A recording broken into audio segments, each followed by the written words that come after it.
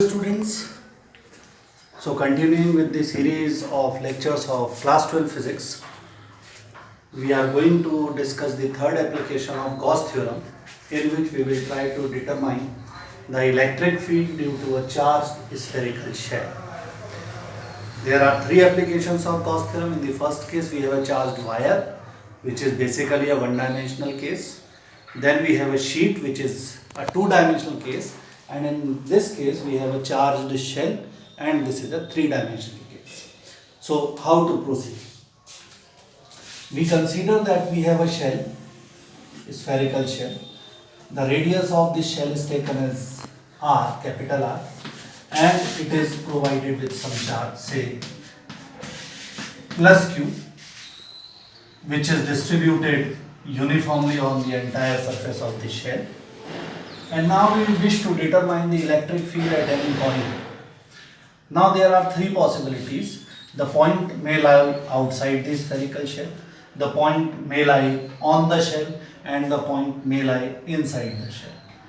So we will take up these three cases one by one, but for mathematical representation, we consider a general point, say anywhere like this.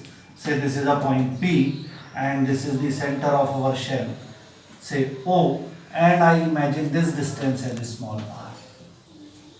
So we can have three cases. Case 1.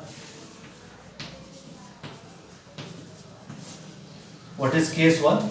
Case 1 is small r is greater than capital R. That means point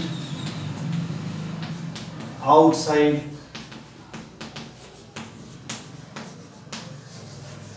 shell. So if we have a point outside the shell, then what we have to do, we will discuss that case first. So what we are going to do is, because we wish to find electric field at this point, and this point is not lying on any closed surface, so that is why at the moment we cannot utilize the Gauss theorem. So to utilize the Gauss theorem, we have to consider a closed surface which passes through this point, and by seeing the symmetry of this problem, we imagine a sphere which has its center at the same point as that of the given spherical shell, and it is also passing through this point P. That means we are considering a concentric sphere of radius small r, and that would be that would serve the purpose of our Gaussian surface in this case. So it becomes our Gaussian surface now. We imagine any small area on this Gaussian surface, and if I consider that a very small positive test charge is placed over here, then this shell, being a positive charge also, will try to repel it, and the repulsion would be along a radius of this shell. So this would be the direction of electric field at this point, and also the surface of this small part would be having a normal in this direction. That means the area vector ds is also in this direction. So for this small area on this Gaussian surface, if I name this Gaussian surface as S, the area vector and the electric field are in same direction. So what we are saying is, Gaussian surface is the outer shell of radius r, E and ds are acting in the same direction. So now if we wish to determine flux, we have two alternates. As in the previous videos I have told you, in all cases of applications of Gauss theorem, we determine the flux in two different ways. One by applying the integral method, and the other by applying sigma q upon epsilon naught. So we will take up these two steps. Phi equals to sigma q upon epsilon naught. How much charge is lying inside this Gaussian surface? The charge resides only on this shell. So the enclosed charge would be capital Q divided by epsilon naught, and that would be the electric flux associated with this Gaussian surface. Now, how to determine flux again? That is to be determined by carrying out the integral on this Gaussian surface. So it becomes integration of E ds cos 0 degree because the angle between E and ds is 0. A dot B is AB cos theta, that is the rule of dot product that you have studied in class 11. So it turns out to be E integration of ds over s. I have taken E outside the sign of integral because all these points are symmetrically located with respect to this shell. So everywhere the magnitude of electric field must be same, and because it is same everywhere and over here now it is only the magnitude part, so I can take it out of the sign of integral because any constant can be taken out or in according to our convenience in mathematics. So now this is to be solved. What does it mean physically? It simply means that I have a very small area ds, and integration of ds means I am adding all such possible areas.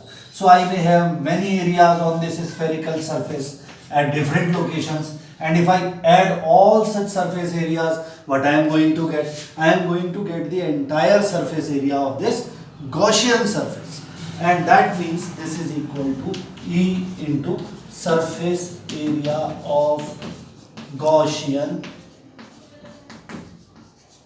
surface.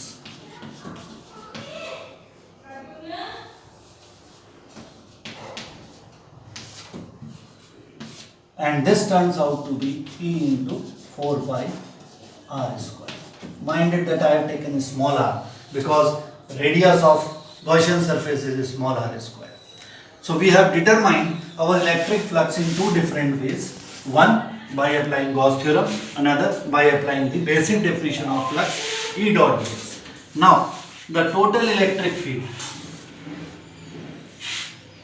can be worked out by equating these two values of flux. That means E into 4 pi r square is equals to Q upon epsilon naught, and it turns out to be E is equals to 1 upon 4 pi epsilon naught Q upon r square, and that is our result. This result can also be expressed in a different manner. 1 upon epsilon naught into Q upon 4 pi r square. Though this is not much meaningful at the moment, but you will realize writing it this way in the other case. So at the moment we can ignore this expression. So this is a fair enough result for you. Now just imagine the case if I have given you the problem that I have a charge Q at certain location and I wish to find the electric field at certain point P r distance away from that charge. What would have been the result in that case? The result would have been the same. So this case is providing you the same result as in this case. It means for mathematical purposes you can imagine that all this charge which is spread on this spherical shell can be considered as concentrated at only one single point, and that single point is actually the center of the shell.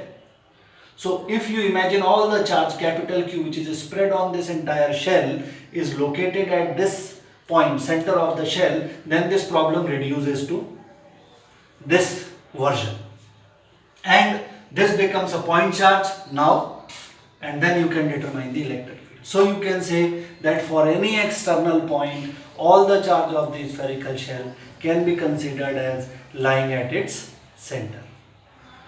So this is a very important result, just like you have done in class 11, center of mass. You imagine the entire mass of the body located at one single point. It is purely a mathematical imagination. In a similar fashion you can imagine all the charge of the shell lying at one single point, and the idea is highly useful when you take up these studies about atoms and molecules, because in that the charge is spread out in different shells, and in that case you can imagine every shell is having a charge at its center. So all the charge can be considered as lying at its center, and that implies that you have a center of charge now, just like as in case of center of mass. This idea would be taken up when we will discuss few more concepts further, but remember that this is a highly important idea. Let me highlight it once again, that for an external point all the charge lying at the surface of a spherical shell can be considered as lying at the center of the shell, provided we are talking about an external point. The other two cases I will discuss it in the next video.